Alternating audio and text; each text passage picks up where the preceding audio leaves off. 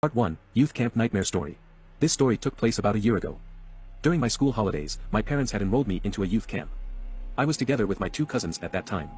Now, my brothers as well as some of my guy cousins had undergone a similar youth camp at the same place, the Puzat Dakwa Islamaya. Last time it was for guys, this time it was the girls' turn. Boys had earlier scared us, by telling us ghost stories. Here are a couple of their stories, just for entertainment as I cannot vouch for how true they are.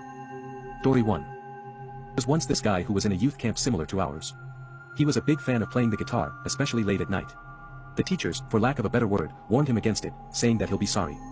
Of course, being a teenager, he didn't listen. Late one night, he went to the stairs and started playing his beloved instrument. Things were going quite well. They weren't told what happened next, but apparently, he got a visitation from a supernatural being and immediately ran to find his teacher. Story 2. Caretaker of the place was doing his usual duty, cleaning up the places. He came to the seldom used toilet near the back. He tried to open it, but it was locked. He peeked under the space between the door and the floor and was able to catch a glimpse of someone's feet and decided to wait for the person to finish whatever he was doing so that he could clean up the toilet. He waited and waited and waited, but the person inside still hadn't come out. Worried, he knocked on the door and asked if the person was okay, but got no answer. He looked under the door again and to his shock, didn't see the feet he saw earlier. He tried opening the door again. This time, he was able to open it quite easily.